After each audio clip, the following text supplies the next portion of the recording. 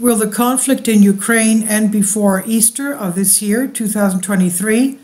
This is the entire prophecy of Elder Jonah of Odessa. The entire prophecy of Elder Jonah of Odessa about Russian-Ukrainian war from a New Testimony of Archpriest Andrei Tkachev. For the purification of Russia, the Lord will raise all the heavenly army. Christians and Muslims will defend their homelands and they will fight the devil. The Lord will give the victory, and this victory will not be Russia's over Sodom and Ukraine, but God's over Satan. God is with those who are with Christian orthodoxy, and whoever is not with her is with the devil. There will be hunger everywhere, but in Russia there will be plenty of bread. Dollars and euros will become useless papers, he said. This is by Chief Elder Andrei Tkachev, Elder Jonah of Odessa. In 2011, it was not clear how the old elders, the man's words would come true. Back then, back in 2011, these words were hard to believe. That's even before the Maidan Square uprising, which was in 2014. So this was a prophecy made back in 2011. No, not exactly like that. I thought so, of course, but it seemed that it was very far from us, and it was not clear when this would happen. The old man said the following: there will be an upheaval with which everything will begin. They asked him, what, the U.S. is going to attack Russia? No, no one will attack Russia, he said.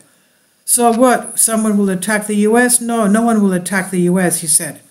The conflict will begin within a small country. Russia, U.S., and other countries will participate in it. In total, this upheaval will last for 3 years, he said. The first year will be bloody, the second of hunger, the third of victory. It has also been attributed to 3 Easters. When will this turmoil begin? I will have passed, but in a year it will begin. Now, Elder Jonah, his dormition was in 2012 when he passed away, and the Maidan started in 2013. And here's what the old man said. So that part of the prophecy was definitely fulfilled. And this is what the elder said: the Lord has prepared salvation for Russia in the first week of Great Lent. All satanic products will leave her, and then all evil spirits will leave Holy Russia, he said. And this is because the entire multi-ethnic people of this country will rise up to fight the evil one, the devil. Peace and grace will reign. Christians and Muslims will work together to defend their homeland. There will be hunger everywhere, but in Russia there will be plenty of bread. Diseases, problems will go away because love for each other will begin to multiply in every Russian, he says. Christians will pray for Muslims. Both of these peoples will rise up against the evil one. And for the purification of the country, the Lord will raise up all his heavenly army. Instead of corrupt Judah, the Lord will put his people. He has many of them. If you pray hard, then on the victory jubilee, the Lord will give victory. And this victory will not be Russia's over Sodom and Ukraine, but God's over Satan. God is with those who are with Russia, and whoever is without her, against her, is with the evil one. This is what he says. Now, although he correctly translated, maybe it was mistaken in English, having to do with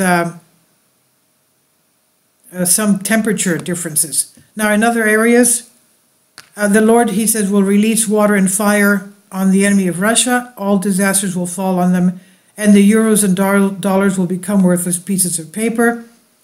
Back then, in 2011, these words were incomprehensible. One thing warmed the soul: Russia will not submit to a satanic system. But today those words matter. And we continue to pray that the Lord will dwell among us forever and ever, mentions the person giving this testimony. But it is not only Elder Jonah who warns. Similarly, at the bequest of Elder Gregorius, the blessed abbot of the Zochiari monastery of Mount Athos, far from Europe, far from America, sit near the Orthodox old men. The elders read old men in the movie, Where Are You, Adam? I don't know what that means exactly.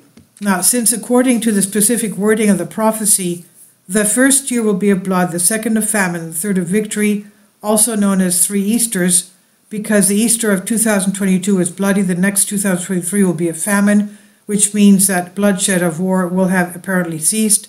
Guerrillas may still exist, as battles were fought in Donbass before February 24th, 2022. The victory of the Russian will be recognized according to the prophecy next year, 2024. We've already noted that the prophecy about Ukraine contains something foreign because Ukraine is not a small country. It would definitely be better if there was an overlapping of the prophecy and from another independent in relation to the archpriest Andrei in person. An online anonymous prophecy of a posthumous appearance of the elder Jonah is ignored. The only curious, noteworthy thing about it is probably not directly connected to the current war in Ukraine, is the following.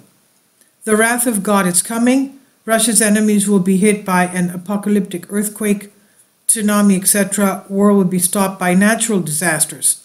God forbid America falls before the resurrection so you can leave. Orthodox rush to the shelter of orthodoxy. America and many European countries will fall, he said. The notes here, it's obvious that Ukraine is not a small country. Perhaps, therefore, the old man was talking about another event in a small country like Kosovo, which will start World War III, or with the sanctions against Russia, the Western multinationals left it and the money of the oligarchs was seized from the West so that they could no longer have power inside and outside of Russia. And it's written that these two nations, quote unquote, but if he does not limit it to the Chechens, he obviously means peoples. We do see Chechen support for Russia forces fighting in Ukraine. The text of the prophecy does not speak of joint prayers, but only prayers of Orthodox and pro-Muslims, which can be done outside of the church, of course. This is really confusing. We'll just have to wait and see what if this thing will be fulfilled. You can only tell if a prophecy is real if it's after the fact, if it's fulfilled. This I've translated for you from a Greek article. Please leave your comments, and thank you for your support. Kindly support my Patreon account. The daily posts are 5 videos daily, and they are totally different from what I have on my YouTube channel. Thank you so much for your support and that you find all my content so interesting. You'll find the Patreon account details in the description box.